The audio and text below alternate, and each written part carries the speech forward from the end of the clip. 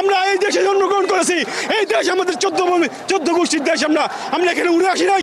বাংলাদেশের হিন্দুদের সুরক্ষার দাবিতে বিক্ষোভ, চেন্নাইয়ে গ্রেপ্তার 500 জন।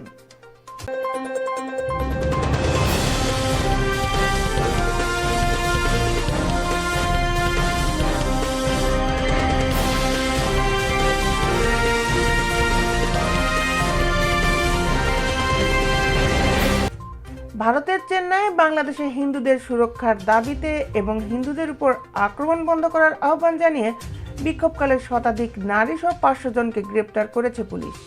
বুধবার চেন্নাইয়ের রাজা রথিনাম স্টেডিয়ামের সামনে ওই বিক্ষোভ করা হয়। বিক্ষোভের নেতৃত্ব দেন হিন্দু মুন্নানি সংগঠন রাজু।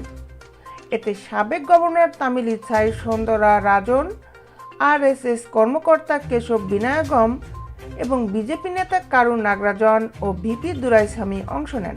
বিক্ষোভকারীরা বাংলাদেশ সরকারের বিরুদ্ধে স্লোগান দেন এবং হিন্দুদের সুরক্ষা নিশ্চিত করার দাবি জানান। বিক্ষোভ শেষে তারা আন্না সালায়ের দিকে এগিয়ে যাওয়ার চেষ্টা করেন, তবে পুলিশ তাদের পথ আটকে দেয় এবং গ্রেপ্তার করে। গ্রেপ্তারকৃতদের পুলিশ ভ্যান এবং এমটিসি বাসের মাধ্যমে আরআর স্টেডিয়াম থেকে সরিয়ে আনা হয়।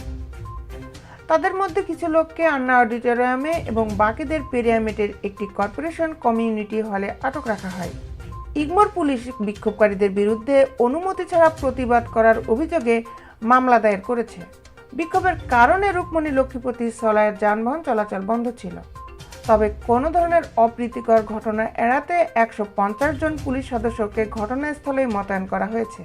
পুলিশ সড়কের চারপাশে ব্যারিকেড বসায় যাতে বিক্ষোভকারীরা নিরাপত্তা ব্যবস্থা ভঙ্গ করে এগিয়ে যেতে না পারে। সূত্র টাইমস অফ ইন্ডিয়া। দেশ বিদেশের আপডেট নিউজ পেতে আমাদের সাথেই থাকুন।